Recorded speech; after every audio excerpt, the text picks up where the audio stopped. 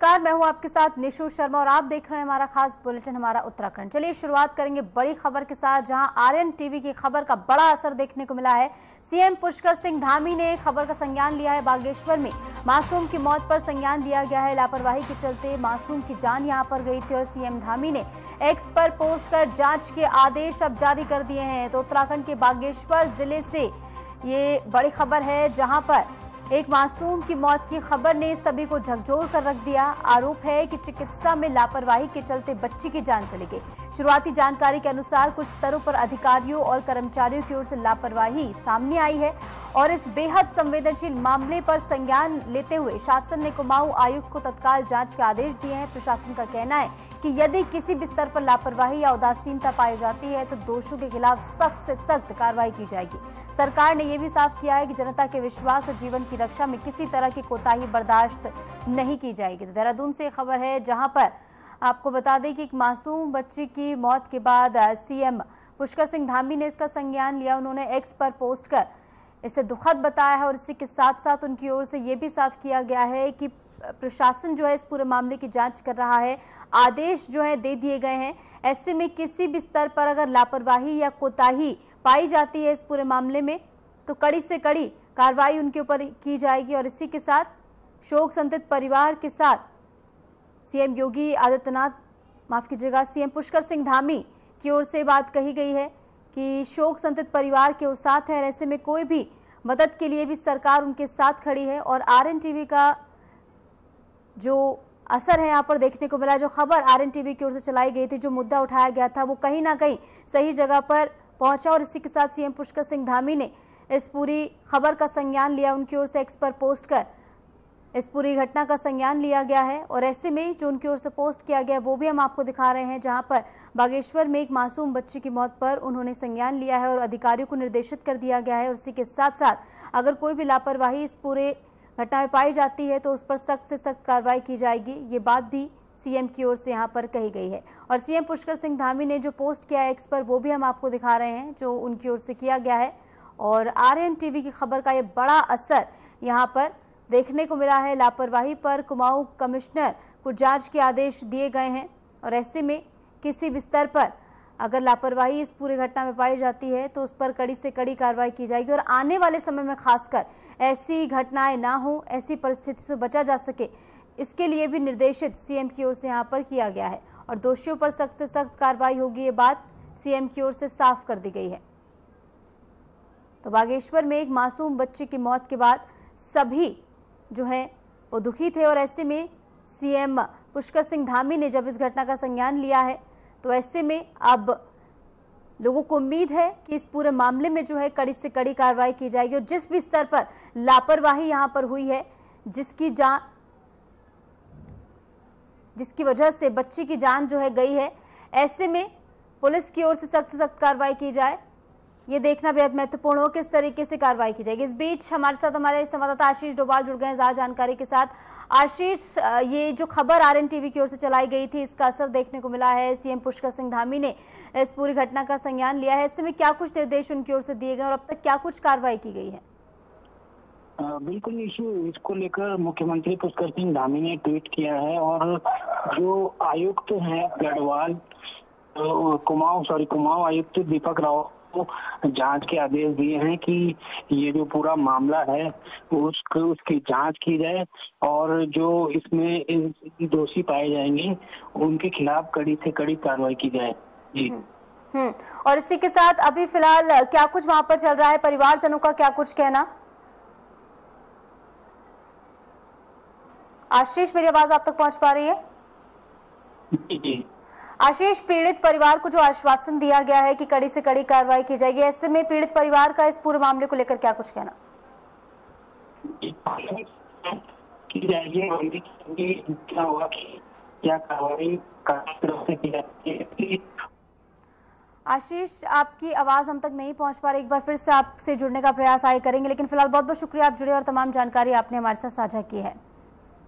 तो ऐसे में लापरवाही पर कुमाऊं कमिश्नर जांच में जुट गए हैं और देखना बेहद महत्वपूर्ण होगा किस तरीके से कार्रवाई जो है इस पूरे मामले में की जाती है, क्योंकि सीएम पुष्कर सिंह धामी की ओर से ये सख्त निर्देश अधिकारियों को जारी किए गए हैं कि इस पूरे मामले में सख्त से सख्त कार्रवाई की जाए। और लापरवाही और कोताही जो बरती गई है, जिसका हर्जाना बच्ची ने भुगता है, जिस बच्ची की जान इसमें गई है, ऐसे में पीड़ित परिवार को भी आश्वासन सीएम पुष्कर सिंह धामी का कि कड़ी से कड़ी कार्रवाई इस पूरे मामले में की जाएगी और कहीं पर भी लापरवाही अगर सामने आती है तो उन पर भी सख्त से सख्त कार्रवाई की जाएगी और आने वाले समय में ऐसी घटनाएं ना हो, इसको लेकर भी यहां पर कदम उठाए जाएंगे।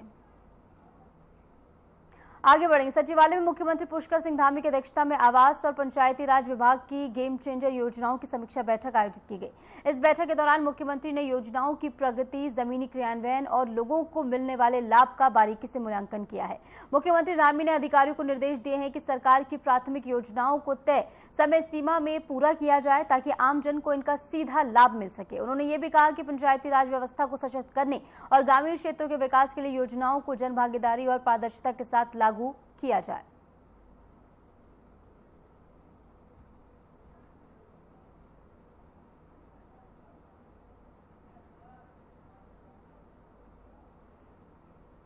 हरिद्वार के सुल्तानपुर क्षेत्र में उत्तराखंड की सबसे बड़ी मानी जा रही मस्जिद के निर्माण को लेकर विवाद गहराता हुआ फिलहाल नजर आ रहा है। 250 फुट ऊंची मीनारों वाले इस निर्माण पर संत समाज ने आपत्ति जताई है। संतों का आरोप है कि इस निर्माण में सुरक्षा मानकों की अनदेखी की जा रही है और ऐसे में स्थानीय लोगों की चिंता भी बढ़ गई है। मामले की गंभीरता को देखते हुए सीएम पुष्कर सिंह धामी ने संज्ञान लिया है और जिला प्रशासन से तत्काल रिपोर्ट तलब की है। साथ ही सीएम ने साफ चेतावनी दी है कि अगर सुरक्षा नियमों का उल्लंघन हुआ तो सख्त कार्रवाई की जाएगी। और लगातार ये मस्जिद जो है वो विवादों के घेरे में है, जहां धार्मिक निर्माण को लेकर विवाद अब गहराता हुआ नजर आ रहा है और विवाद इस बात को लेकर कि मीनारें जो यहाँ पर बनाई जा रही हैं उनकी लंबाई जो है वो काफी ज्यादा है। ऐसे में संत समाज इसको लेकर तमाम तरीके के सवाल उठाता हुआ नजर आ रहा है कि सुरक्षा मानकों को यहाँ पर ताक पर रखकर सभी निर्माणों में आवश्यक है वहाँ की धारण क्षमता, आसपास का वातावरण, ये हमारी प्राथमिकता है। और कोई भी निर्माण कार्य यदि लोगों की सुरक्षा के साथ कहीं जो है कोई कारण बनता है तो उस पर हम कड़ी कार्रवाई करेंगे। तो सीएम पुष्कर सिंह धामी की ओर से भी यही कहा गया है कि अगर जो रिपोर्ट तलब की गई उसमें ऐसा कुछ पाया जाता है कि सुरक्षा मानकों को ताक पर रखकर यहां पर इस मस्जिद के मीनारों का निर्माण हुआ है तो ऐसे में सख्त से सख्त कार्रवाई की जाएगी। और धार्मिक निर्माण को लेकर फिलहाल यहां पर विवाद जो है गहराता हुआ नजर आ रहा है और ऐसे में सुरक्षा मानकों को लेकर कई तरीके के सवाल संत समाज यहाँ पर खड़े करते हुए नजर आ रहे हैं। लेकिन इंतजार अब रिपोर्ट का, जो कि सीएम पुष्कर सिंह धामी की ओर से तलब की गई है अधिकारियों से, और जल्द से जल्द ये रिपोर्ट जो है वो पेश की जाएगी और रिपोर्ट सामने आने के बाद ये खुलासा होगा कि आखिर किस तरीके से यहाँ पर सुरक्षा मानकों को ताक पर रखकर मीनारों का निर्माण किया गया है या फिर ये निर्माण जो है वो सुरक्षा मानकों के अधीन आता है। फिलहाल संत समाज इसको लेकर काफी ज्यादा गुस्सा है। इसको लेकर कई तरीके के सवाल संत समाज की ओर से उठाए जा रहे हैं और विजुअल के माध्यम से भी आपको दिखा रहे हैं किस तरीके से मस्जिद का निर्माण फिलहाल चल रहा है और ऐसे में सीएम धामी ने इस पूरे मामले में संज्ञान लिया है। रिपोर्ट उनकी ओर से तलब की गई है। इस बीच हमारे साथ हरिद्वार से संवाददाता रश्मि जुड़ गई हैं। रश्मि, क्या कुछ ये पूरा मामला है, क्योंकि बताया फिलहाल ये जा रहा है कि संत समाज आरोप लगा रहा है कि सुरक्षा मानकों को ताक पर रखकर यहाँ पर मीनारों का निर्माण हो रहा है, लेकिन फिलहाल रिपोर्ट का इंतजार है। लेकिन फिलहाल वहां पर क्या क्या हलचल चल रही है, संत समाज और क्या कुछ कह रहा है? देखिए, इस मामले को जो ये मामला आया है ऊंची मीनारों वाला, इसको लेके सीएम धामी ने भी संज्ञान लिया है और संतों का आरोप है कि ये जो निर्माण है वो सुरक्षा के मानकों की अनदेखी की जा रही है। स्थानीय जो लोग हैं उनकी भी चिंता बढ़ रही है लगातार। जैसे कि मैंने आपको बताया कि सीएम पुष्कर सिंह धामी ने इस बात का संज्ञान लिया है। उन्हें तत्काल रिपोर्ट तलब की कि जिला प्रशासन इस पे कार्रवाई करे और सीएम ने साफ चेतावनी दी है कि अगर जो सुरक्षा के नियम है उनका उल्लंघन हुआ तो सख्त से सख्त कार्रवाई की जाएगी। ऐसे में कितना समय रश्मि लगेगा रिपोर्ट आने में? देखिए, मामला इस समय जो है वो मानकों को लेके है और लोगों की सुरक्षा को लेकर है। तो इस वक्त जल्द से जल्द ये कार्य शुरू हो चुका है। ये जो मीनार है, मैं आपको बता दूं, ये 250 फुट ऊंची है और इसको लेके जो गंभीरता बनी हुई है इस समय प्रशासन में, वो जहां तक है वो 1 से 2 दिन तक ही इस निर्माण के बारे में पूरी रिपोर्ट जो है वो पेश कर देंगे। ठीक है रश्मि, बहुत बहुत शुक्रिया, आप जुड़ी हमारे साथ, तमाम जानकारी आपने साझा की। मुख्यमंत्री पुष्कर सिंह धामी बुधवार देर रात देहरादून के मैक्स अस्पताल पहुंचे, जहां उन्होंने अस्पताल में भर्ती पूर्व विधायक मुन्नी देवी शाह से मुलाकात की। सीएम ने उनका कुशल क्षेम जाना और मौजूद चिकित्सकों से स्वास्थ्य की पूरी जानकारी भी ली। इस दौरान मुख्यमंत्री ने मुन्नी देवी शाह के परिजनों से भी मुलाकात कर उनका हालचाल पूछा है। उनके शीघ्र स्वस्थ होने की कामना भी उन्होंने की।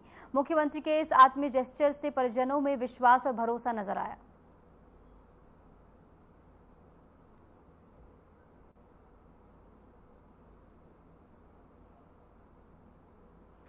खबर देहरादून से है, जहां त्रिस्तरीय पंचायत चुनाव शांतिपूर्ण तरीके से संपन्न हुए हैं। अब सभी की नजरें मतगणना पर टिकी हैं। इस बीच मुख्यमंत्री पुष्कर सिंह धामी ने भाजपा पार्टी की जीत को लेकर भरोसा जताया है। उन्होंने कहा है कि जैसे निकाय चुनावों में पार्टी ने शानदार प्रदर्शन कर ट्रिपल इंजन की सरकार बनाई, ठीक उसी तरह पंचायत चुनावों में भी बीजेपी को सकारात्मक परिणाम मिलेंगे।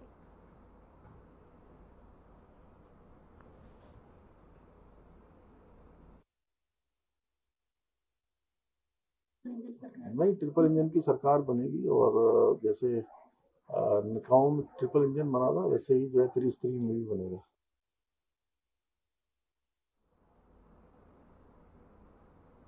उत्तराखंड में त्रिस्तरीय पंचायत चुनाव की मतगणना सुबह से शुरू हो गई और आपको बता दें कि 89 विकास खंडों में हो रही इस मतगणना में कुल 11,082 पदों पर चुनाव लड़े 32,580 प्रत्याशियों की किस्मत का फैसला होना है।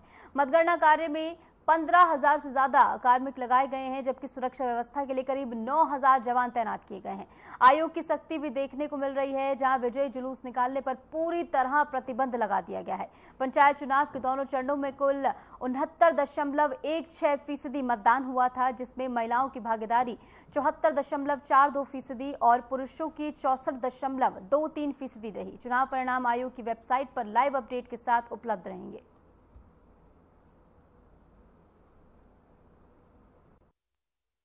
प्रत्याशी भी हैं, वो स्वयं भी आए, अपनी अपनी काउंटिंग जिस टाउन में हो रही है उसको देखें और संतुष्ट होकर ही जाएं। और मीडिया बंधुओं को भी यही है कि वो आए और सहयोग से शांतिपूर्वक जो भी प्रक्रिया है उसको देखें, उसका आकलन करें। तो उस तरीके से सब कुछ चल रहा है शांतिपूर्वक। जो निर्वाचन आयोग के पर्यवेक्षक है वो भी खुद यहाँ मौजूद है, तो शांतिपूर्वक चंबा ब्लॉक में यहाँ काउंटिंग चल रही है। उसके अलावा हमारे पर और अन्य ब्लॉक का भी निरीक्षण किया जाएगा और यही पूरा प्रयास रखा जाएगा कि शांतिपूर्वक काउंटिंग समाप्त हो जाए।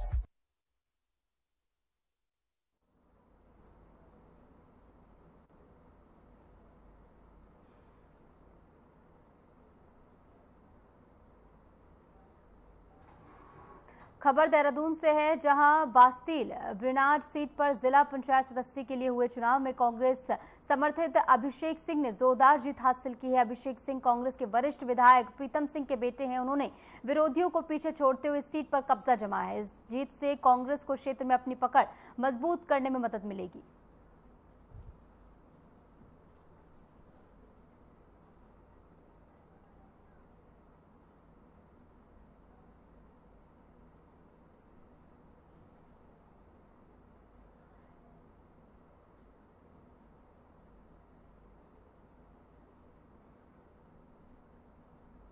तो विरोधियों को यहां पर पीछे छोड़ा है और इसी के साथ कांग्रेस की जीत यहां पर हुई है। आपको बता दें कि बास्तील ब्रिनाड में कांग्रेस की जीत हुई है और ऐसे में ग्रास रूट लेवल पर अभिषेक सिंह की जीत के साथ यहां पर कांग्रेस खुद को मजबूत करती हुई नजर आएगी। विरोधियों को यहां पर पछाड़ते हुए कांग्रेस ने जीत हासिल की है और ऐसे में कांग्रेस यहां पर मजबूती से ग्रास रूट लेवल पर खुद को मजबूत करते हुए नजर आ रही है। तो अभिषेक सिंह ने यहां पर जीत हासिल की है। जिस तरीके से बताया ये जा रहा है कि अभिषेक सिंह जो हैं जिन्होंने जीत हासिल की है,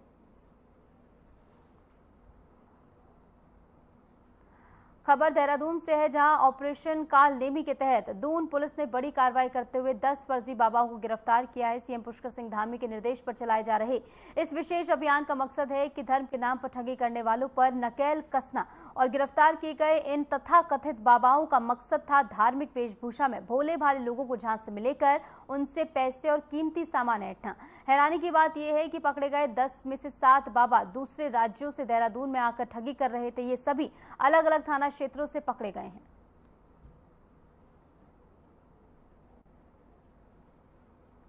और इस बीच हमारे संवाददाता आशीष डोभाल जुड़ गए हैं ज्यादा जानकारी के साथ। आशीष, लगातार ये अभियान चलाया जा रहा है सीएम धामी के निर्देशानुसार, ऐसे में बाबा यहां पर गिरफ्तार किए गए हैं, कितनी इनकी संख्या है और क्या कुछ कार्रवाई फिलहाल पुलिस की ओर से की जा रही है? बिल्कुल निशु, लगातार जो ऑपरेशन कालनेमी है उसके तहत उत्तराखंड सरकार का कार्रवाई कर रही है। जो धर्म की आड़ में या पहचान छुपाकर ऐसे जो बाबा हैं या अन्य लोग हैं जो रह रहे हैं, उनके खिलाफ लगातार कार्रवाई की जा रही है और अलग अलग थाना क्षेत्रों से 10 ऐसे बाबाओं को पुलिस ने गिरफ्तार किया है और उनके खिलाफ लगातार जो है कार्रवाई धामी सरकार कर रही है।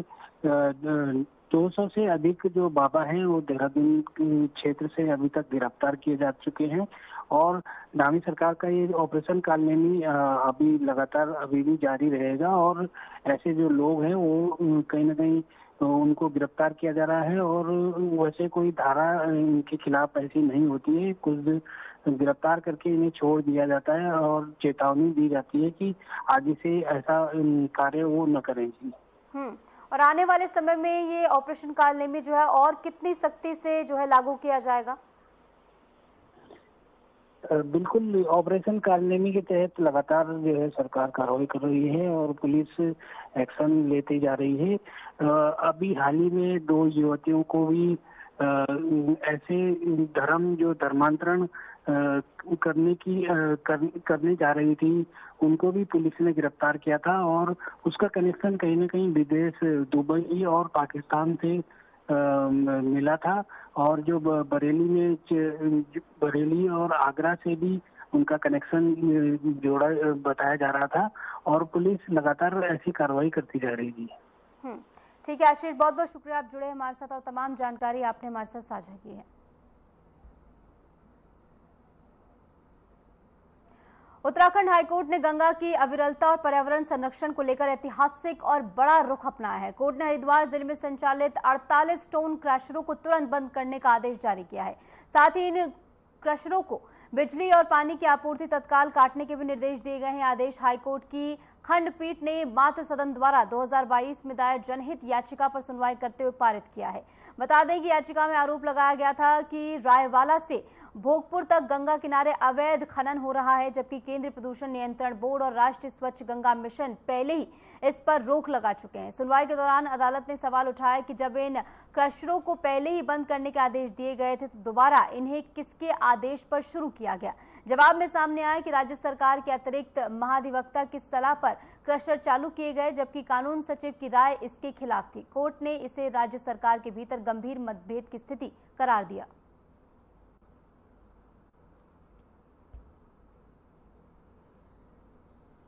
तो हरिद्वार में 48 स्टोन क्रशर बंद किए गए हैं और कोर्ट की ओर से ये सख्त आदेश जारी किए गए हैं। गंगा किनारे अवैध खनन पर रोक लगाने के मद्देनजर यहाँ पर ये कदम जो है उठाया गया है और हाईकोर्ट ने फिलहाल सख्ती यहाँ पर दिखाई है और ऐसे में हरिद्वार में 48 स्टोन क्रशर बंद कर दिए गए हैं। कोर्ट की ओर से ये बात भी कही गई कि पहले ही जब इन्हें बंद करने के आदेश दिए गए थे तो ऐसे में दोबारा इन्हें क्यों चालू किया गया, लेकिन जो जवाब मिला वो संतोषजनक नहीं था। ऐसे में आने वाले समय में इन्हें बंद किया जाए, ये कहा गया है।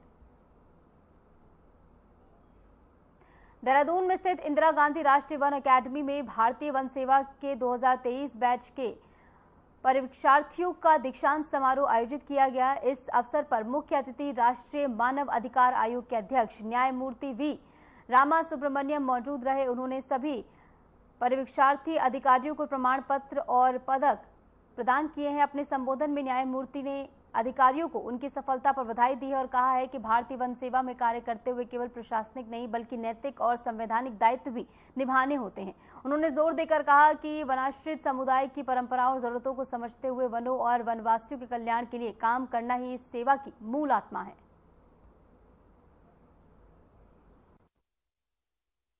I have come here to deliver the convocation address for the 55th recruitment of the 2023 batch of Indian Forest Service officers. I conveyed basically 3 messages to them. Number 1, as public servants, they are supposed not to break the law at any point of time. They must adhere to the rule of law.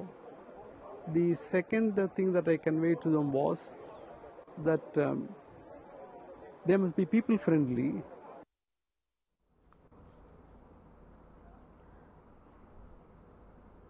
खबर देहरादून से है, जहां PPP mode पर संचालित 12 शहरी प्राथमिक स्वास्थ्य केंद्रों पर डीएम सोनिका के नेतृत्व में 4 प्रशासनिक टीमों ने छापेमारी की। डॉक्टर गैर हाजिर मिले, स्टाफ की फर्जी उपस्थिति दर्ज थी और दवाइयों की कमी के साथ साफ सफाई और सुरक्षा व्यवस्था बेहद खराब पाई गई। टीकाकरण के लिए जरूरी जनरेटर, पानी और मरीजों के बैठने की सुविधा तक यहां नहीं थी। डीएम ने संबंधित कंपनी पर 5 लाख का जुर्माना लगाया और फर्म को ब्लैकलिस्ट करने की सिफारिश की है।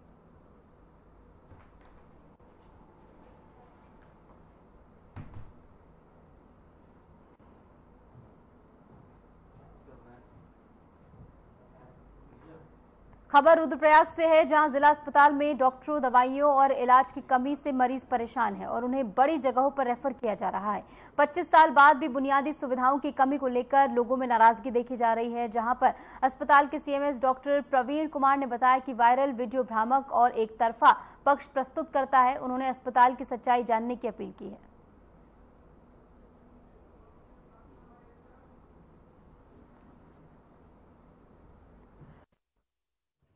देखिए, मेरे संज्ञान में भी ये मामला आज ही आया था और जैसे आया तुरंत हमने इसका संज्ञान लेते पूरे प्रकरण को देखा।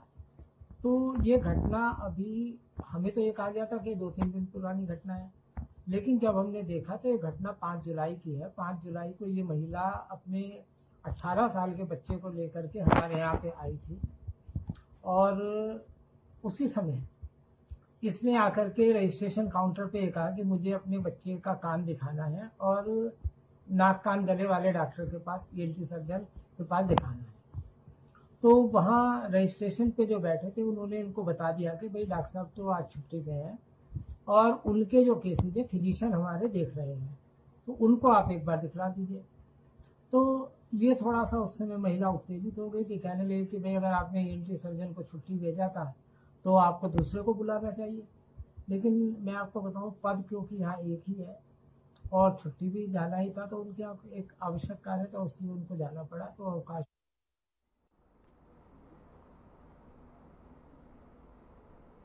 उत्तराखंड के काशीपुर से एक चौंकाने वाला मामला सामने आया, जहां चोरी की वारदात को अंजाम देने एक चोर पुलिस की वर्दी पहनकर पहुंच गया। ये घटना फसियापुरा इलाके की बताई जा रही है, जहां स्थानीय लोगों की सतर्कता के चलते इस फर्जी वर्दीधारी चोर को रंगे हाथों पकड़ लिया गया।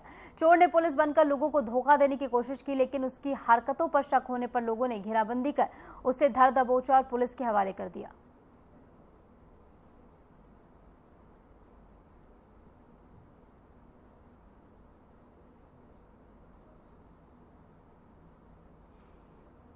और फिलहाल एक घटना का वीडियो भी सामने आया है, जो हम आपको दिखा रहे हैं कि जब फर्जी पुलिस बनकर चोर यहां पर पहुंचा तो ऐसे में लोगों को जब उसकी हरकतों पर शक हुआ तो उसे घेर लिया गया। ऐसे में वीडियो में जैसे कि आप देख पा रहे हैं, माफी मांगता हुआ भी ये चोर नजर आ रहा है। इसमें फिलहाल इस चोर को पुलिस के हवाले कर दिया गया है और पुलिस ने कार्रवाई शुरू कर दी। इस चोर से पूछताछ की जाएगी, कई और सी घटनाओं में ये शामिल हो सकता है और ऐसे में पुलिस पूरे मामले में इस चोर से पूछताछ कर रही है।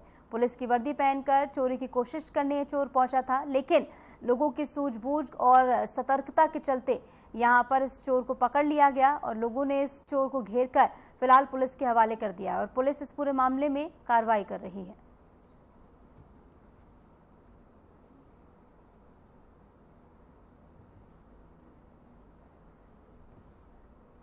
और वीडियो भी लगातार आपको दिखा रहे हैं टीवी स्क्रीन पर, जो कि लगातार सोशल मीडिया पर भी वायरल हो रहा है, जहां पर लोगों से घिरा हुआ ये चोर नजर आ रहा है, जिसने पुलिस की वर्दी भी पहनी हुई है और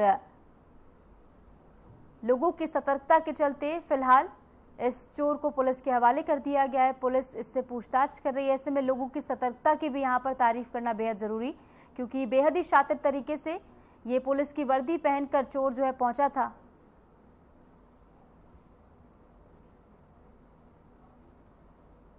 उत्तराखंड के कोटद्वार के काशीरामपुर इलाके से एक शर्मनाक घटना सामने आई है, जहां युवक ने एक युवती से छेड़छाड़ करने की कोशिश की और घटना के बाद युवती ने स्थानीय लोगों को इस बारे में सूचित किया, जिसके बाद इलाके के युवकों ने आरोपी को पकड़ लिया और मौके पर ही उसे सबक सिखाने का काम भी किया। इसके बाद आरोपी को पुलिस के हवाले कर दिया गया और अब पुलिस इस मामले की जांच कर रही है। इस घटना से स्थानीय लोगों में गुस्सा है, तो वहीं पुलिस का कहना है कि कानूनी कार्रवाई की जा रही है। तो यहाँ पर एक शख्स युवती को छेड़ रहा था। जब युवती ने इस बारे में स्थानीय लोगों को जानकारी दी तो स्थानीय लोग यहां पर पहुंचे और इसको सबक सिखाने का काम किया गया। फिलहाल इसे पुलिस के हवाले कर दिया गया है। खबर काशीपुर से है, जहां उधम सिंह नगर में अली खां में एक शख्स ने अपने पड़ोसियों के साथ गाली गलौज के बाद कई राउंड फायरिंग करके माहौल खराब कर दिया। इस फायरिंग से मोहल्ले में अफरा तफरी मच गए, लोग घरों में छिप गए। पुलिस ने मौके पर पहुंचकर स्थिति को नियंत्रण में किया और मामले की जांच शुरू कर दी गई है। आरोपित के खिलाफ कानूनी कार्रवाई जारी है।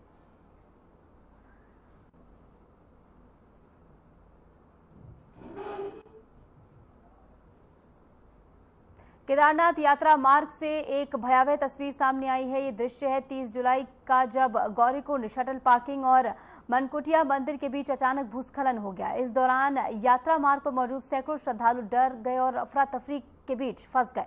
एनडीआरएफ की टीम ने तुरंत मोर्चा संभाला और कड़ी मशक्कत के बाद सभी श्रद्धालुओं को सुरक्षित स्थानों पर पहुंचाने का काम किया गया।